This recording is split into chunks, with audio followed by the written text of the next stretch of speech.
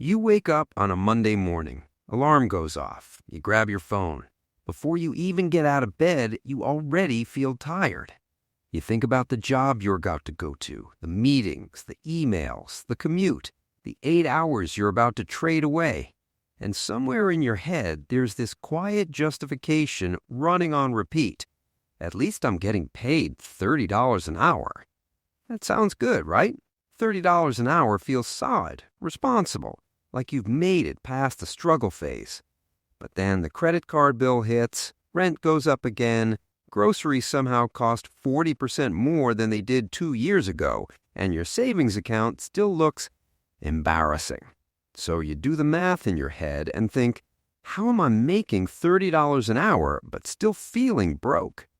Here's the uncomfortable truth. That $30 an hour job, you're not actually earning $30 an hour. In reality, you're closer to $4 an hour. And once you see why, you'll never look at hourly pay the same way again.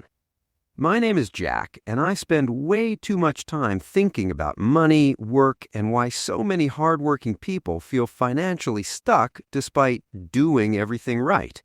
If you're someone who works hard, earns decent money on paper, but still feels like you're running on a financial treadmill that never speeds up or slows down, hit subscribe and give this video a thumbs up, because this video might make you uncomfortable, but it could completely change how you see your job. Here's the thing. We've been taught since childhood that work equals money. More hours equals more pay. Higher hourly rate equals a better life. And on the surface, that makes sense. But the problem isn't that you're bad with money. The problem is that the system hides the real cost of your job. Now look, when someone says they make $30 an hour, most people imagine this clean, simple equation. You show up, you work for 60 minutes, you get $30. End of story. But that's not how real life works, because your job doesn't just take the hours you're physically at work. It takes your energy, your focus, your mental health, your future earning potential, and most importantly, your time outside of work. This is where it gets interesting. Let's walk through the math slowly, because this is the part nobody ever shows you. Let's say you work a normal, full-time job, 40 hours a week, $30 an hour. That's $1,200 a week before tax. Sounds great. But now let's subtract reality. First, taxes. Depending on where you live in the U.S., federal tax, state tax, Social Security, Medicare, you're easily losing 25 to 30% right off the top. So that $1,200, it's already closer to $840. Now you might be thinking, okay, sure, taxes suck, but that's obvious. Not so fast, because taxes are the smallest lie in this equation. Next, commuting. If you drive 30 minutes each way, that's an hour a day, 5 hours a week, unpaid. And that's assuming traffic behaves. Add gas, car wear and tear, insurance, maintenance. According to AAA, the average cost of owning and operating a car in the U.S. is over $12,000 a year. That's $1,000 a month just to be able to go earn money. Now look at what just happened. Your job doesn't just cost you 40 hours, it costs you 45 hours. So your real hourly rate already dropped.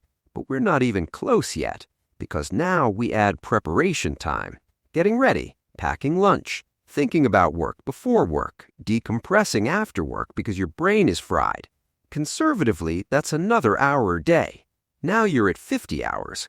And here's the part most people never calculate: recovery time. You're tired after work, so you don't cook. You order food. You scroll instead of learning new skills. You say no to side projects. You delay starting that thing you know you should be doing. That fatigue has a cost. According to research from the American Psychological Association, chronic work stress directly reduces cognitive performance and decision-making ability. Translation: you make worse money decisions because you're exhausted. So let's do the updated math. $840 take-home pay divided by 50 real hours. That's $16.80 an hour. And we still haven't gotten to the biggest scam yet. Now you might be thinking, okay, Jack, $16 an hour isn't great, but it's not $4. Right. This is where the scam really reveals itself. Your job doesn't just take time, it limits upside. When you trade hours for money, your income is capped by the number of hours you can physically work. You cannot work 80 hours sustainably. You cannot clone yourself, and your employer controls raises. So every hour you spend working for someone else is an hour you cannot spend building leverage. No scalable skill, no asset, no ownership. This is opportunity cost. And opportunity cost is invisible, which is why it's so dangerous. Let me give you a simple metaphor. Imagine you're standing in a river, filling buckets of water and dumping them into a tank. You get paid per bucket, but the river is shallow and the tank leaks. You could work faster, or you could build a pipe. Your job trains you to carry buckets really well, while quietly convincing you that pipes are risky, unrealistic, or not for people like you. Here's what most people don't realize. Your job doesn't just pay you money. It pays you just enough to stop you from leaving. This is not accidental. Economists call this the efficiency wage theory. Pay workers enough to survive, not enough to escape. Now let's talk real numbers. According to the Bureau of Labor Statistics, the average American spends over 90,000 hours working in their lifetime. If you're earning the equivalent of $16 an hour after real costs, that's about $1.4 million over your entire life. Sounds big until you realize that inflation quietly eats half of it, healthcare eats another chunk, housing eats another, and what's left? A fragile retirement plan if everything goes perfectly. Now look, I'm not saying jobs are evil. I'm not saying quit tomorrow. I'm saying you need to see the truth clearly, because once you do, the rules change. The biggest lie isn't low pay. The biggest lie is that your job is your financial identity. Psychologically, humans anchor their self-worth to their income. I make $30 an hour, so I must be doing okay. That belief keeps you compliant. It keeps you from asking better questions, like, how do I earn while I sleep? How do I get paid for results, not time? How do I decouple effort from income? This is where it gets interesting. The people who escape this trap don't work harder. They work differently. They build leverage. Leverage is anything that allows 1 hour of effort to produce more than 1 hour of income. Let me give you a real example. Two people. Person A works 40 hours a week at $30 an hour. Person B spends 20 hours a week building a digital product that makes $2,000 a month after a year.